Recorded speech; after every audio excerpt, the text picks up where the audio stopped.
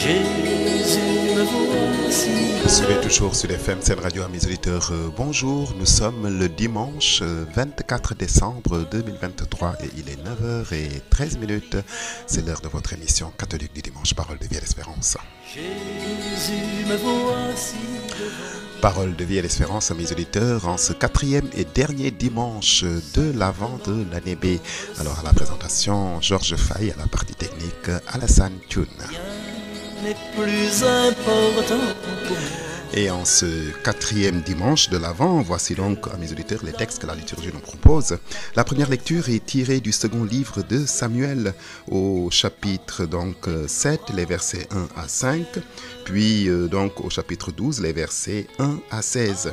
La deuxième lecture est tirée de la lettre de Saint Paul apôtre aux Romains au chapitre 16, les versets 25 à 27, et enfin l'évangile de ce dimanche est de Saint Luc au chapitre 1, les versets 26 à 38.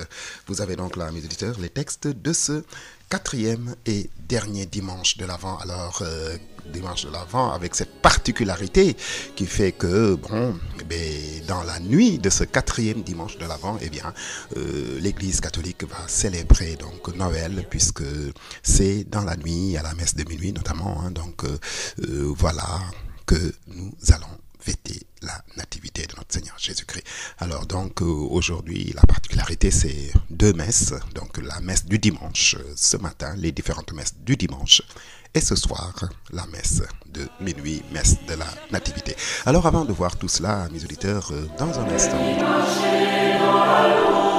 merci donc à notre technicien pour ce chant. Alors je disais à mes auditeurs tout à l'heure que ce dimanche a la particularité d'être le quatrième et dernier dimanche de l'Avent, et aussi dans la nuit, le dimanche aussi de la nativité avec la commémoration de la naissance de l'Emmanuel, c'est-à-dire Jésus-Christ, à Bethléem dans la nuit. On se souvient, et les textes nous le rappelleront, c'était à Bethléem la nuit, et les bergers étaient tout autour, et tout à coup il y a des anges qui leur apparaissent et leur annoncent la grande nouvelle, c'est-à-dire la naissance du Messie. Et la troupe céleste des anges se mettait à proclamer gloire à Dieu au plus haut des cieux et paix sur la terre aux hommes qu'il aime, aux hommes de bonne volonté. Alors cette conjonction de ces deux événements, événements effectivement est un peu particulière. Ça arrive de temps en temps, mais pas tout le temps. Mais avant d'entrer, à mes auditeurs, dans le vif de notre sujet de ce quatrième dimanche, dans les textes de ce quatrième dimanche du temps de l'Avent, alors il me paraît important de rappeler ou de faire des précisions sur ce qui a défrayé la chronique ces derniers temps, et que de nombreux médias ont abondamment commenté. Alors, il s'agit bien entendu de la bénédiction de couples homosexuels, autorisés par le Vatican, par le dicaster pour la doctrine de la foi. Alors, un dicaster, c'est l'équivalent d'un ministère, dans un état civil, dans un état laïque. Le Vatican est un état religieux. Et ce dicaster était anciennement appelé la congrégation pour la doctrine de la foi. On sait que le défunt pape Benoît XVI avait eu à présider cette congrégation pour la doctrine de la foi. En d'autres termes, c'est elle qui est la gardienne, n'est-ce pas, de la foi catholique. La gardienne de la foi catholique. C'est elle qui en assure la pureté et l'héritage reçu des apôtres. L'héritage reçu des apôtres et donc qui s'est donc perpétué au long des siècles depuis 2000 ans. Cette foi issue de notre Seigneur Jésus-Christ qui nous a demandé de la garder. Donc, et c'est ce qu'ont fait les apôtres, donc au prix de plusieurs martyrs pour ne jamais, n'est-ce pas, renoncer à cette pureté de la foi, donc de l'enseignement de notre Seigneur Jésus-Christ. Et donc, mes auditeurs, nous avons lu ça et là dans la presse, écouté dans la presse audiovisuelle, notamment si je me limite au Sénégal, j'ai entendu des commentaires dans certains médias que je ne nommerai pas bien sûr, et qui en réalité donc ont fait un amalgame. Et il est bon de repréciser la chose. J'ai moi-même entendu dire dans des médias que l'Église catholique, donc qui depuis toujours avait fondé le mariage sur l'union entre un homme et une femme, eh bien l'Église catholique a décidé de changer et que maintenant le pape autorisait le mariage des homosexuels. Ce n'est pas vrai, c'est absolument faux. Et j'invite vraiment tous ceux qui, dans les médias, ont fait cet amalgame-là à revoir le texte du Vatican qu'ils peuvent trouver. Alors, en réalité, qu'est-ce qui se passe? Le dicastère pour la doctrine de la foi, qui est en fait le ministère chargé, n'est-ce pas, de la foi catholique. Il y a un ministère à Rome, dans le Vatican, qui surveille, qui veille à ce que, eh bien, tout ce que l'Église fait soit conforme à la foi catholique issue des apôtres et donc de Jésus-Christ. Et le document, il est vrai et inédit. Il y a donc une évolution dans l'approche des couples en situation irrégulière. C'est d'abord ça, ce n'est pas simplement pour homosexuels, c'est pour, par exemple, les divorcés remariés. Tout le monde sait que dans la religion catholique, eh bien, le mariage a deux qualités. Deux qualités. Il faut deux conditions pour que le mariage catholique puisse être fait. D'abord, le mariage catholique, c'est l'union entre un homme et une femme. Ça n'a pas changé jusqu'ici et ça ne changera jamais. Je ne suis pas éternel, mais je sais que ça ne changera jamais. La deuxième condition, c'est que le mariage chrétien est indissoluble, c'est-à-dire qu'il n'y a pas de divorce.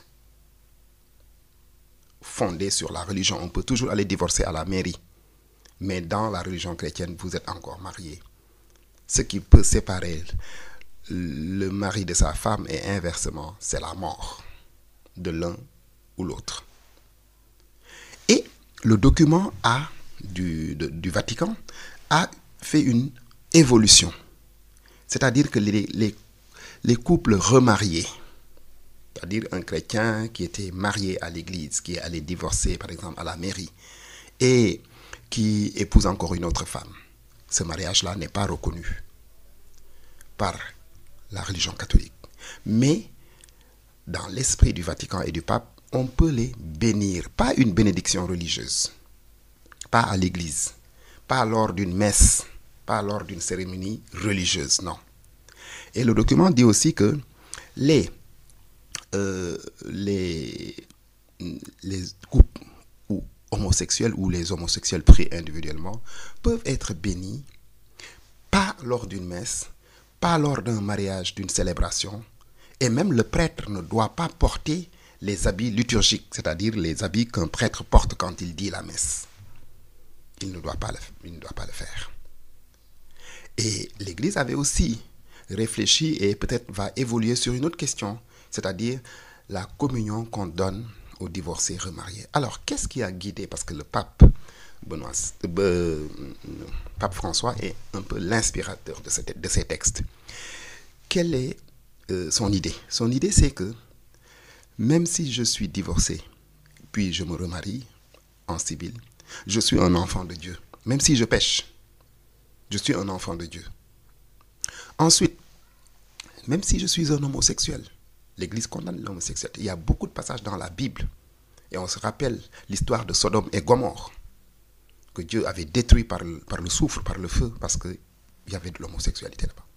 Donc, l'Église catholique condamne l'homosexualité, mais fait la différence, ce qui est difficile, entre l'homosexualité et la personne elle-même qui est homosexuelle, qui est un être humain, qui a besoin qu'on prie pour elle, qui a besoin de pitié pour peut-être qu'elle change.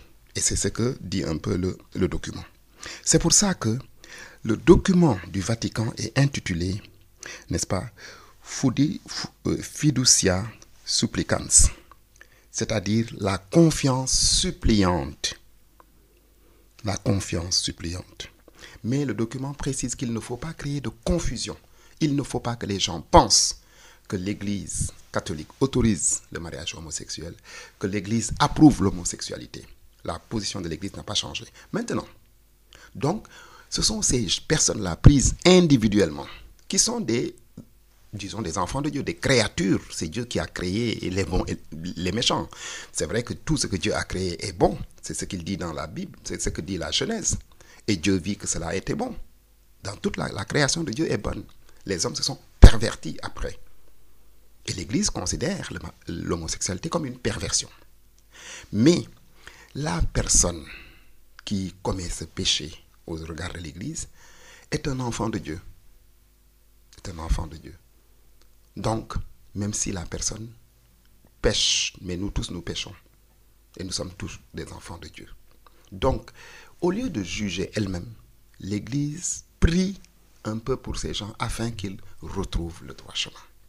Et donc, certes, il faut le reconnaître, si ce document a suscité beaucoup de polémiques, c'est parce qu'effectivement, il y a risque de confusion. Et que toutes les autorités de l'Église catholique ne sont pas d'accord.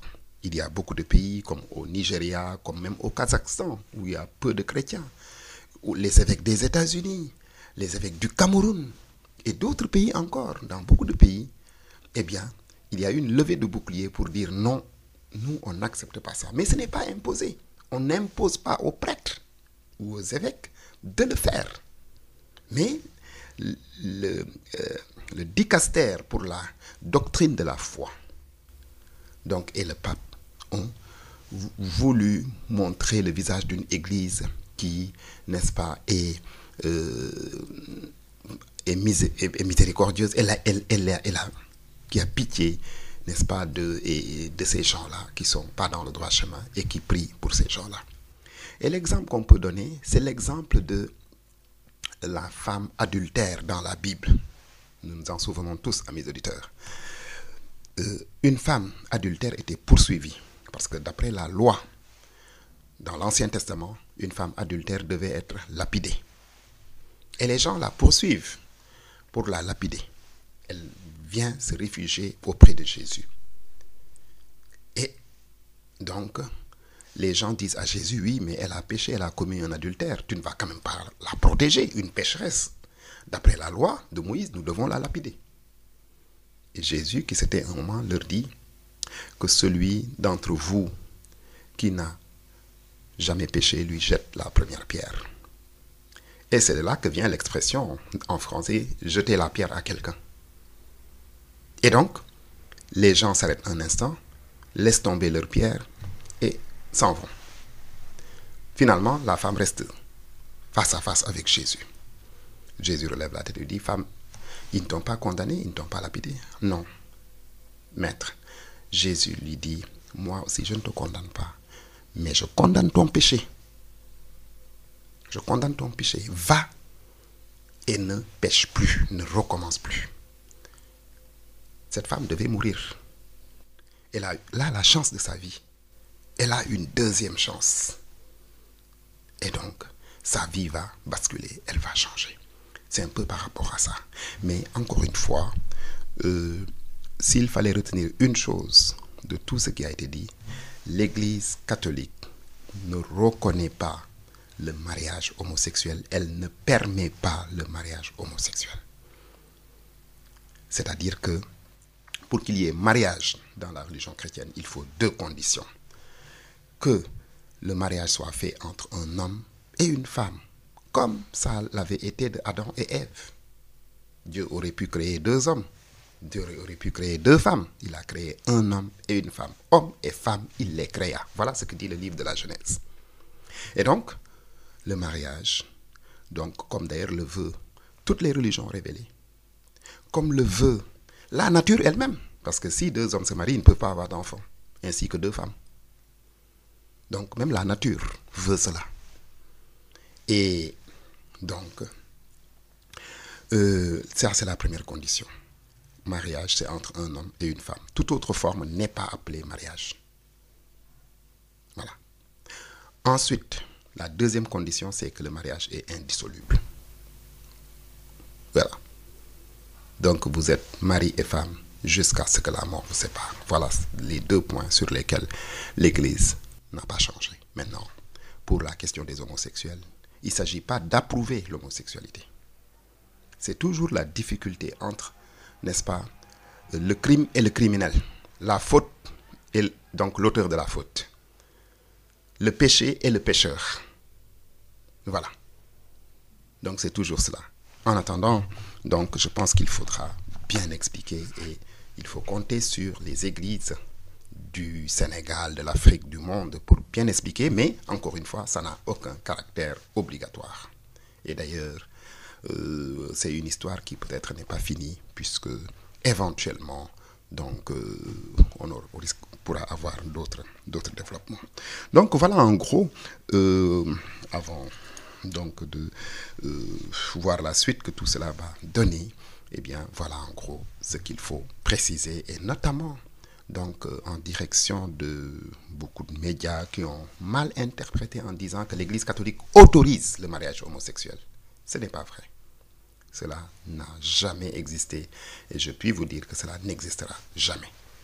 Parce que même si le pape ou je ne sais qui osait le déclarer, mais il serait désapprouvé par tous les chrétiens du monde. Donc tel n'est pas le cas.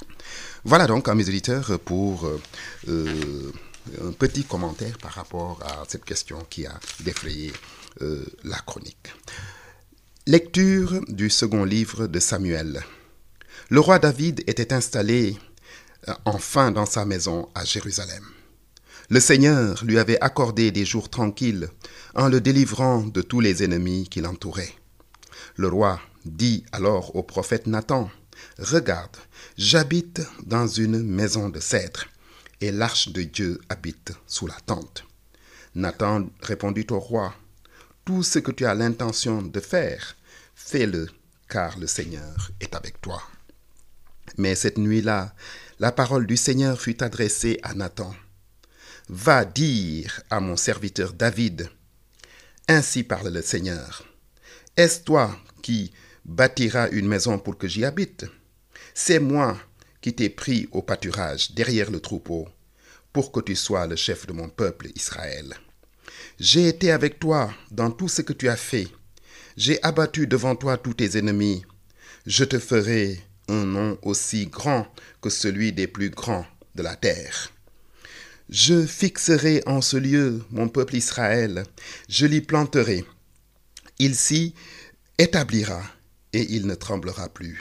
Et les méchants ne viendront plus l'humilier, comme ils l'ont fait depuis le temps où j'ai institué les juges pour conduire mon peuple Israël. Je te donnerai des jours tranquilles en te délivrant de tous tes ennemis.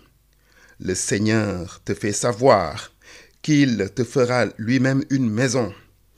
Quand ta vie sera achevée et que tu reposeras auprès de tes pères, je te donnerai un successeur dans ta descendance qui sera né de toi, et je rendrai stable sa royauté. Je serai pour lui un père, il sera pour moi un fils. Ta maison et ta royauté subsisteront toujours devant moi. Ton trône sera stable pour toujours. Voilà donc, amis auditeurs, le texte de la première lecture de ce 4e et dernier dimanche de l'Avent. Alors, donc, ici, il s'agit donc du second livre de Samuel. Et on sait que le roi David avait un projet, c'est-à-dire construire un temple à Jérusalem pour abriter l'Arche d'Alliance. L'Arche d'Alliance était le symbole de la présence de Dieu parmi son peuple. Et lui, David, il avait un palais, alors que l'Arche était encore sous la tente. Il se dit, mais non, ce n'est pas normal que moi j'habite un palais, alors que l'Arche, le signe même de la présence de Dieu parmi nous, est sous une tente, tout simplement. Donc je vais construire un temple pour qu'on y mette l'Arche d'Alliance.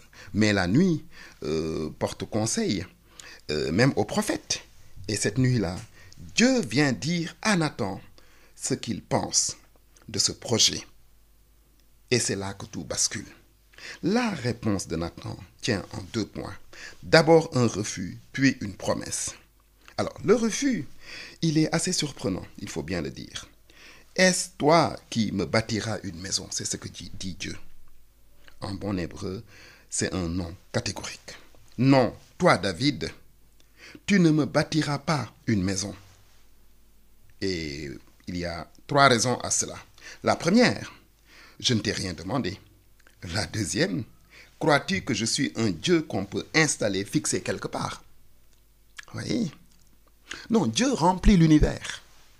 Donc nos églises et nos temples ne sont que des signes de la présence de Dieu, non pas dans le bâtiment, dans l'édifice, mais dans notre vie.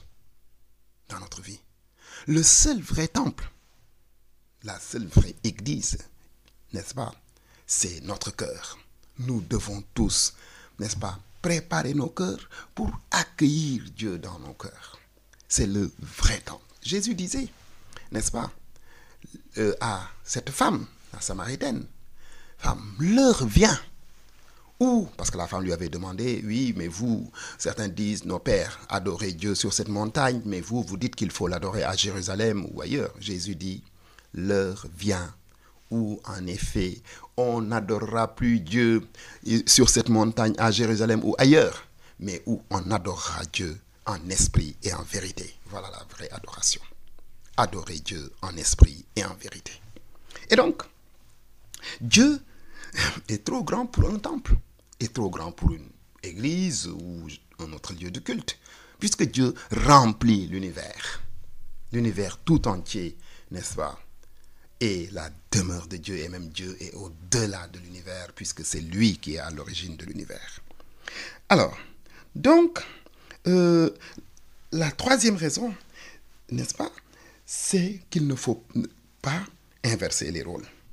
Entre Dieu et David, comme toujours entre Dieu et l'homme. Celui qui est en position de bienfaiteur, c'est Dieu, c'est pas nous. Nous ne pouvons rien faire pour Dieu. Même en ce temps de Noël, mais nous ne pouvons offrir aucun cadeau à Dieu. Acheter un cadeau, je ne sais où, dans les magasins, pour dire ça, j'offre ça à Dieu. Non, nous ne pouvons rien donner en Dieu. C'est Dieu qui nous donne. Donc, il ne faut pas inverser les rôles. David prétend, n'est-ce pas, donner à Dieu un temple pour abriter l'Arche d'Alliance. Dieu dit non. C'est moi, n'est-ce pas, qui suis maître de tout. C'est moi qui possède tout. C'est à moi de te donner. Ce n'est pas à toi de me donner. Et donc, c'est Dieu qui est dispensateur des bienfaits. Et cela, effectivement, donc, nous devons tous le comprendre. Dieu, n'est-ce pas, est maître de tout. Il possède tout. Et quelle que soit notre richesse, eh bien, elle vient de Dieu. Elle ne vient pas de nous. Elle appartient à Dieu. Elle ne nous appartient pas. Nous ne sommes que des intendants des biens que Dieu met entre nos mains. Et nous devons les utiliser pour, donc, sa plus grande gloire et pour le bien de nos frères. Évangile de Jésus-Christ selon saint Luc. L'ange Gabriel fut envoyé par Dieu dans une ville de Galilée appelée Nazareth, à une jeune fille, une vierge accordée en mariage à un homme de la maison de David, appelé Joseph. Et le nom de la jeune fille était Marie. L'ange entra chez elle et dit, « Je te salue, comblée de grâce, le Seigneur est avec toi. » À cette parole, elle fut toute bouleversée et elle se demandait ce que pouvait signifier cette salutation. L'ange lui dit alors, « Sois sans crainte, Marie, car tu as trouvé grâce auprès de Dieu. Voici que tu vas concevoir et enfanter un fils, et tu lui donneras le nom de Jésus. Il sera grand, il sera appelé Fils du Très-Haut. Le Seigneur Dieu lui donnera le trône de David, son père.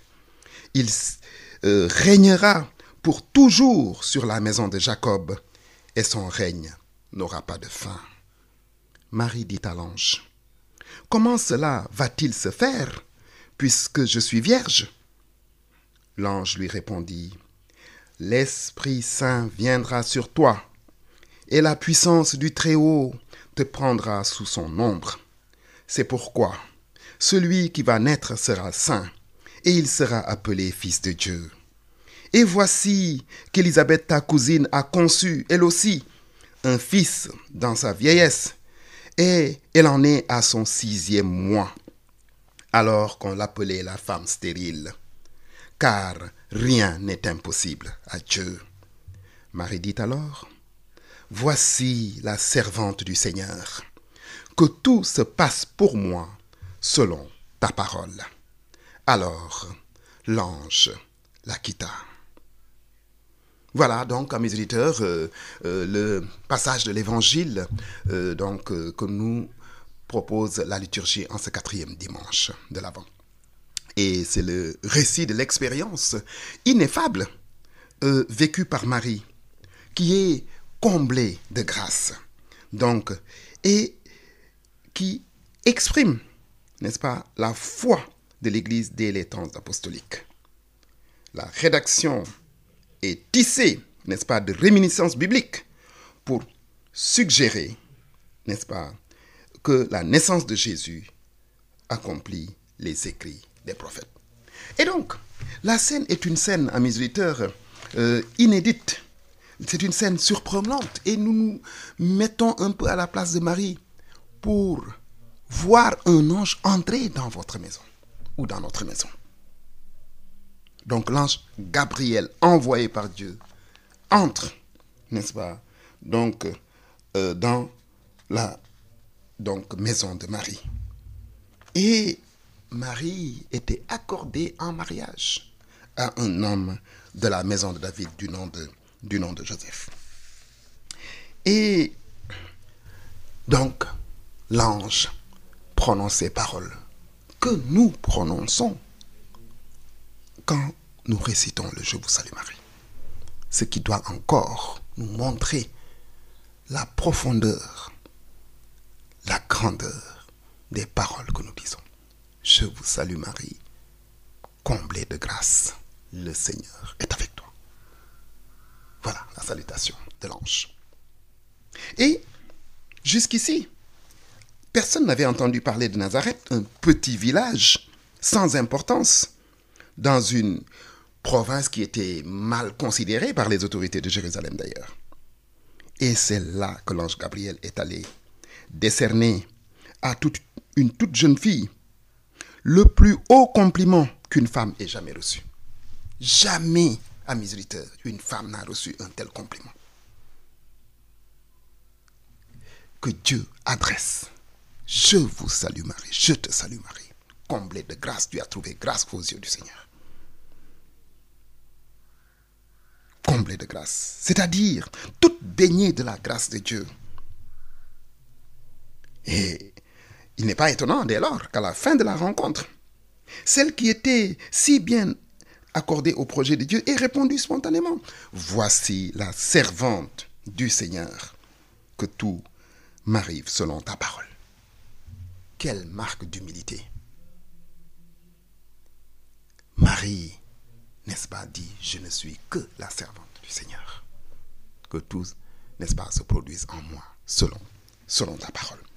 Elle ne comprend pas, à partir de ce moment-là, ce que tous les enjeux elle est peut-être certainement même dépassée par ce mariage, par ce message. Mais elle accepte, elle a confiance, sans tout comprendre. Et donc, on peut dire qu'à partir de ce moment-là, l'histoire de l'humanité bascule, amis auditeurs. L'heure de l'incarnation a sonné. Désormais, plus rien ne sera jamais comme avant. Toutes les promesses de l'Ancien Testament trouvent ici leur accomplissement. Chacune des paroles de l'ange vient évoquer ces promesses et détailler l'une des facettes de l'attente du Messie telle qu'elle se développait depuis plusieurs siècles. Alors, tout d'abord, on attendait un roi qui descendrait de David. Or, ici, on entend un écho de la promesse faite à David par le prophète Nathan, que nous entendons aujourd'hui. Parce que Marie était accordée en mariage à un homme qui s'appelait Joseph, qui faisait partie, effectivement, de la lignée de David. Donc là, effectivement, la promesse.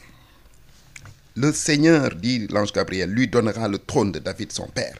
Il régnera pour toujours sur la maison de Jacob, et son règne n'aura pas de fin. C'est ce que nous disons dans le credo. Il reviendra dans la gloire pour juger les vivants et les morts, et son règne n'aura pas de fin. Ensuite, l'autre aspect de cette annonce, c'est qu'on lui donnera le nom de Jésus. Il recevra ce titre de fils de Dieu. Donc, on sait, comme le lui dit l'ange, que l'Esprit Saint viendra sur Marie et la puissance du Très-Haut la prendra sous son ombre. C'est pourquoi celui qui va naître sera saint. Et on savait que le Messie serait investi de la puissance de l'Esprit Saint pour accomplir sa mission de salut. Isaïe, par exemple, avait dit: un rameau sortira de la souche de Jessé, père de David. Un rejeton rejaillira de ses racines. Sur lui reposera l'Esprit du Seigneur. Mais l'annonce de l'ange, ici, va beaucoup plus loin, car l'enfant ainsi conçu sera réellement fils de Dieu. Celui qui va naître sera saint, il sera appelé alors fils de Dieu. Et donc, Luc insiste sur le fait que cet enfant n'a pas de père humain. Et deux preuves à cela. D'abord, Marie dit: je suis vierge, je ne connais pas d'homme. Et deuxièmement, tu lui donneras le nom de Jésus. Alors qu'on sait que dans les traditions de l'époque, c'est le père qui donnait le nom, ce n'était pas la mère. Donc si Marie avait eu un fils avec Joseph ou un autre homme, c'est ce père-là qui aurait donné le nom. Et ce n'est pas le cas ici, c'est Dieu qui donne le nom. Donc, qui indique à l'ange comment on devrait l'appeler. Donc, voilà effectivement tout ce mystère de l'incarnation. Point de départ, n'est-ce pas, de l'accomplissement de la promesse de Dieu faite à nos pères, comme disait la Vierge Marie. Voyez, et c'est l'histoire qui prend un nouveau tournant, un tournant décisif avec la venue prochaine du Messie. Lecture de la lettre de Saint Paul apôtre aux Romains. Gloire à Dieu qui a le pouvoir de vous rendre forts, conformément à l'évangile que je proclame en annonçant Jésus-Christ. Oui, voilà le mystère qui est maintenant révélé. Il était resté dans le silence depuis toujours, mais aujourd'hui, il est manifesté. Par ordre du Dieu éternel, et grâce aux écrits des prophètes, ce mystère est porté à la connaissance de toutes les nations pour les amener à l'obéissance de la foi. Gloire à Dieu, le seul sage, par Jésus-Christ et pour les siècles des siècles. Amen. Voilà donc, amis auditeurs, là vous venez d'entendre les derniers mots de la lettre aux Romains, c'est-à-dire la conclusion d'une longue lettre de plusieurs chapitres, 16 au total. Et rien d'étonnant donc à ce qu'on y trouve une finale très solennelle de Paul. Et ici, comme dans le texte grec, ces 3 versets ne forment qu'une seule phrase. Paul retrace à grands traits toute la fresque de l'histoire humaine dans laquelle se déroule le projet de Dieu. car c'est le noyau même, le thème central de la lettre et aussi de toute la théologie de Paul. Ce fameux dessein bienveillant de Dieu, conçu de toute éternité, est révélé progressivement aux hommes pour le bonheur de l'humanité tout entière. C'est ce que Paul nous rappelle, ce mystère qui était caché depuis les origines, maintenant est révélé en Jésus-Christ. Ainsi donc, amis auditeurs, en ce 4e dimanche de l'Avent, l'Église, les communautés chrétiennes et chaque croyant sont invités à raviver dans le recueillement, la contemplation et l'action de grâce, la conscience de la largeur, de la longueur, de la hauteur et de la profondeur, comme dit Paul aux Éphésiens, du mystère de la nativité du Seigneur Jésus-Christ. C'est un verset secret que le Dieu éternel gardait depuis toujours, dans le silence, un projet qu'il portait dans son cœur. Nul n'aurait jamais pu ni le percer, ni même l'imaginer, malgré les promesses sans cesse réitérées par les prophètes qui entretenaient les hommes dans l'espérance du salut. Et on se souvient en particulier de l'oracle adressé par le prophète à David, dont la tradition a fait une figure prestigieuse du Messie attendu. Au roi qui, dans sa pitié, voulait lui construire un temple, le Seigneur avait promis une maison pour toujours. Et c'est donc un héritier qui monterait pour toujours sur le trône de David.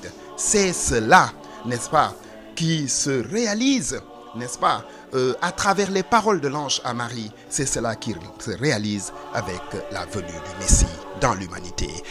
Ainsi donc, amis auditeurs, c'est bien fini. C'était votre émission catholique du dimanche, Parole de vie et d'espérance sur Sud FM Sen Radio, avec à la présentation Georges Faye, à la partie technique Alassane Thioune.